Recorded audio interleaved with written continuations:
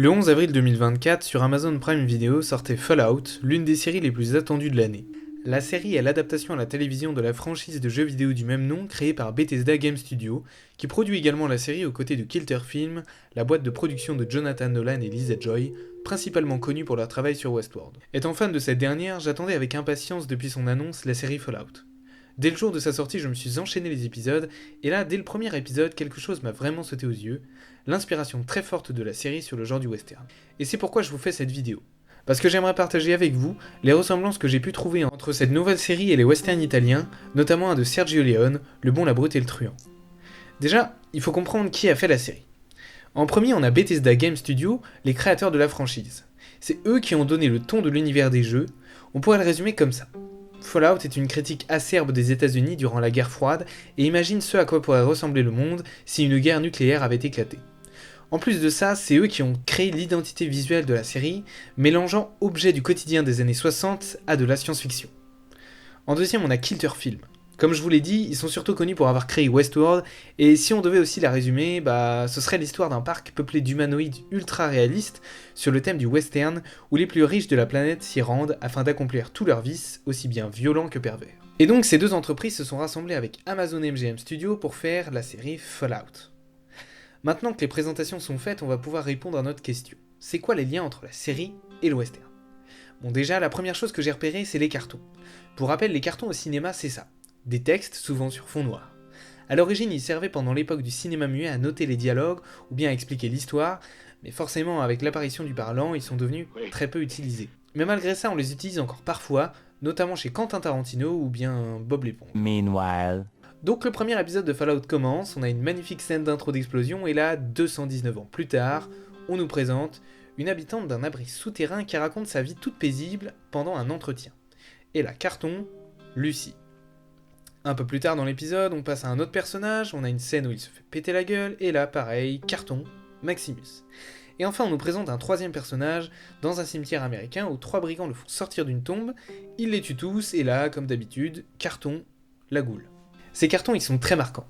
Déjà, quand ils apparaissent, c'est brut, il n'y a pas de transition, la musique s'arrête, le texte est blanc sur fond noir, écrit en majuscule, bref, on peut voir que ça.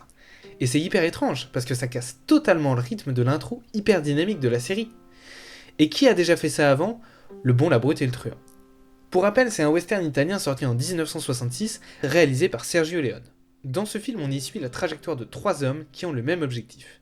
Chacun de ces 3 personnages a le droit à une scène d'intro très marquante et se termine à chaque fois par un arrêt sur image et l'apparition d'un carton avec son nom.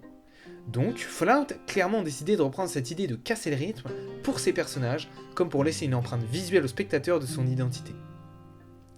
Ensuite, on a plusieurs petits détails. Déjà, la violence de la série. Certes, dans le jeu, c'est pas mal violent, mais là, ils ont vraiment poussé les curseurs au max. Et qui de son époque poussait les limites de la violence ? Sergio Leone avec ses westerns. Et oui, parce que pour le contexte, avant ces films, les westerns étaient assez gentillets, très grand public. En sortant sa trilogie du dollar, Leone a ajouté des principes de violence à ses personnages jusque-là inédits. Mais bon, c'est extrêmement résumé, je vous conseille de vous renseigner là-dessus si ça vous intéresse. On a aussi tout l'aspect visuel de la série. La plupart des scènes se passent dans des déserts, des lieux abandonnés, et on a même des personnages tout droit directement issus de l'imaginaire du western. Maintenant qu'on a fait les similitudes entre l'univers de la série et les films de Leone, je pense qu'on peut s'attaquer au personnage le plus marquant, la goule. Dans la série, à chaque fois qu'il apparaît, et surtout lorsqu'il est en position de force, on entend un leitmotiv. Mais qu'est-ce que c'est ? En gros, c'est une mélodie récurrente rattachée à un personnage. Pour vous donner un exemple, le leitmotiv de Dark Vador, c'est ça. Pour revenir à la goule, presque à chaque fois qu'il apparaît, on entend cette mélodie.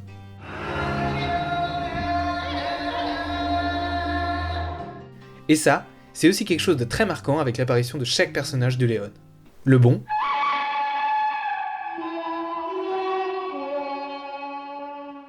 la Brute,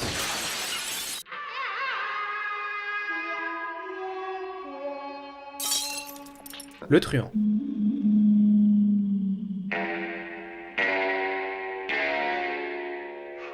Pour continuer la comparaison, le costume de ce personnage est très emblématique du genre. Un chapeau, des habits très usés et surtout son arme, un pistolet. Ok, il lance des obus, c'est pas commun, mais bon, c'est le jeu qui veut ça. Et enfin, la goule et le personnage du Bon sont hyper similaires. C'est tous les deux des chasseurs de primes, hyper doués avec les armes et qui balancent des punchlines bien marquantes. Un océan rempli d'un sacré paquet de drogue. Mais toi, tu n'as pas la tête de celui qui les encaissera.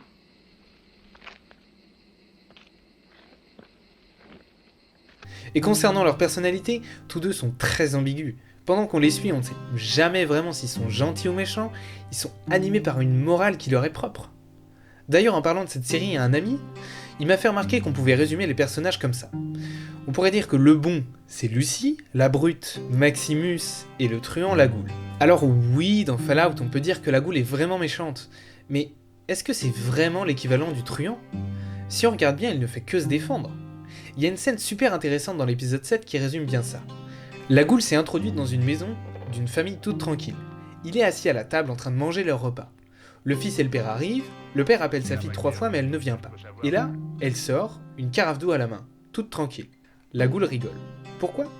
Parce que pendant un instant, le père a cru que la goule avait tué sa fille.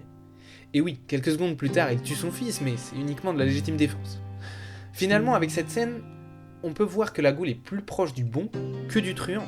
Et le dernier épisode de la saison 1 nous le confirme encore plus. Maintenant, on peut se demander pourquoi Fallout s'est inspiré des westerns. Alors, c'est difficile à savoir, évidemment, chaque artiste a le droit de s'inspirer de ce qu'il veut pour ses œuvres. Mais on peut déjà dire que Fallout est par nature un mélange des genres. Si je devais demander à quelqu'un qui a vu la série de me dire son genre, il me dirait sûrement que c'est une série de science-fiction, mais aussi de guerre, mais aussi une comédie, et aussi maintenant un western. En plus de ça, Fallout, comme je disais, est une critique des États-Unis. Et quoi de mieux qu'un genre ultra américanisé pour prolonger ce symbole ? Western, guerre froide, armement nucléaire, musique typique, tout y est. La série est une parodie, une caricature états-unienne. J'aimerais juste faire une ouverture sur Westworld. Si vous avez aimé Fallout, vous aimerez forcément. Juste en apparence, Westworld et Fallout sont très proches. La trajectoire de l'homme en noir qui rappelle celle de la goule, mais aussi le principe même de la série. Un endroit enfermé dans l'unique but de conserver l'ignorance de ses propres habitants.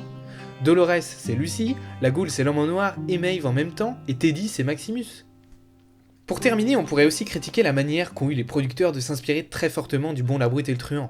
Sur quelques aspects, certains pourraient parler de plagiat, notamment la scène avec la famille que j'ai décrite juste avant, la quête avec la goule et Lucy en manque d'eau, rappelant directement celle du bon et de la brute. Mais je préfère plutôt rappeler que l'art s'inspire pour mieux proposer.